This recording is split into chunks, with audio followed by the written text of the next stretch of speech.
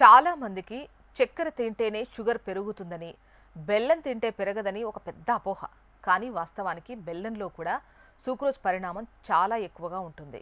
ఇది తిన్న వెంటనే రక్తంలో గ్లూకోజ్ స్థాయిలను వేగంగా పెంచేస్తుంది. కాబట్టి డయాబెటిస్ రోగులు బెల్లాన్ని చక్కెరతో సమానంగా దూరం పెట్టాలి. బరువు తగ్గాలనుకునేవారు బెల్లంలో పోషకాలు ఉన్నప్పటికీ ఇందులో క్యాలరీలు చాలా ఎక్కువ ఉంటాయి. 100 గ్రాముల బెల్లంలో దాదాపు 383 క్యాలరీస్ ఉంటాయి. బరువు తగ్గడానికి డైట్ ఫాలో అయ్యేవారు బెల్లాన్ని అమితంగా తీసుకుంటే వారు బరువు తగ్గడానికి బదులు మరింత పెరిగే అవకాశం ఉంది. ఇక జీర్ణక్రియ సమస్యలు, నులి పురుగులు ఉన్నవారు తాజా బెల్లం కాస్త వేడి గుణాన్ని కలిగి ఉంటుంది.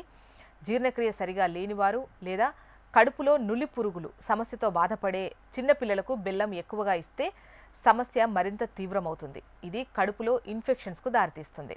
నెక్స్ట్ వచ్చేసి కిడ్నీ సమస్యలు ఉన్నవారు బెల్లంలో పొటాషియం, సోడియం నిల్వలు ఎక్కువ ఉంటాయి.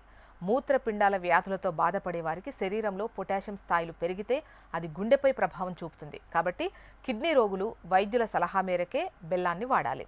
ఇక శరీరంలో వేడెక్కువ ఉన్నవారు అంటే బెల్లం సహజంగానే ఉష్ణగుణాన్ని కలిగి ఉంటుంది కదా. ఎండాకాలంలో లేదా శరీర తత్వం వేడిగా ఉన్నవారు బెల్లాన్ని ఎక్కువగా తింటే శరీరంలో వేడి పెరిగి ముక్కు నుంచి రక్తం కారడం, చర్మంపై గుల్లలు రావడం వంటి ఇబ్బందులు వస్తాయి.